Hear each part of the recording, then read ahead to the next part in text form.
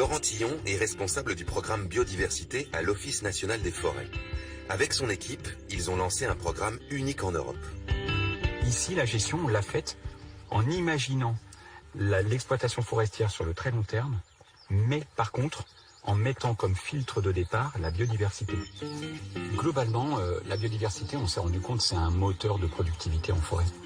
Là, on est en pleine zone de production, hein. Il n'y a aucun problème. On produit du bois ici, on coupe des arbres juste à côté. Et celui-là, il a été conservé. Et ben parce qu'il propose plein de petits habitats sur les arbres. Il y a des espèces qui sont hébergées par ces habitats, notamment une espèce de chauve-souris que j'adore, le murin de Bechstein. Au printemps, au moment où il y a une forte émergence de chenilles qui mangent les feuilles de chêne, ben la colonie, là, elle est en capacité de manger jusqu'à 1 250 000 chenilles au mois de mai. Donc, de conserver les quelques habitats dont a besoin l'espèce, ben, c'est un service écosystémique gratuit que nous rend la forêt pour la forêt et qui nous permet d'avoir une production de bois. Donc si tu n'avais plus de chauve-souris, tu aurais trop de chenilles qui mangeraient les feuilles de ton chêne et tu produirais moins. Et puis tout crèverait. Un autre moyen de préserver la biodiversité, c'est de réfléchir à la façon dont on organise la forêt pour partager l'espace entre les humains et les autres espèces. Pour ça, Laurent et son équipe ont créé une gestion en 3 zones. D'abord, des îlots biologiques, où on laisse les animaux tranquilles. Ensuite, des corridors pour que les animaux puissent aller d'un îlot à l'autre. Et enfin, des zones où on coupe le bois, mais en laissant suffisamment d'arbres debout pour permettre la circulation des animaux.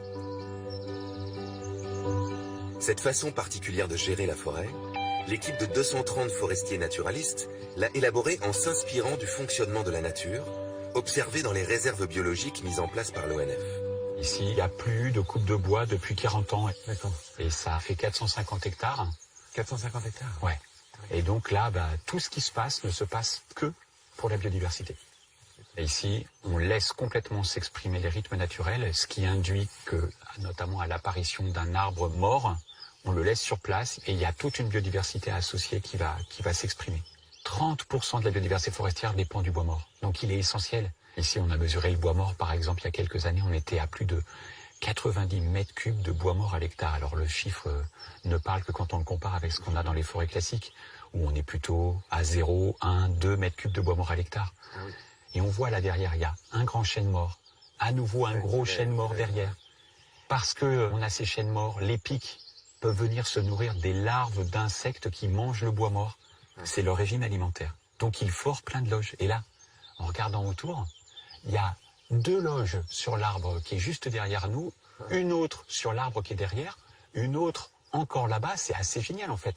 Ce qui est intéressant dans ces réserves, c'est que la biodiversité est beaucoup plus dense, elle est luxuriante en fait. Et on sent que le vivant, c'est vraiment le moteur du fonctionnement de ces espaces-là. C'est assez génial.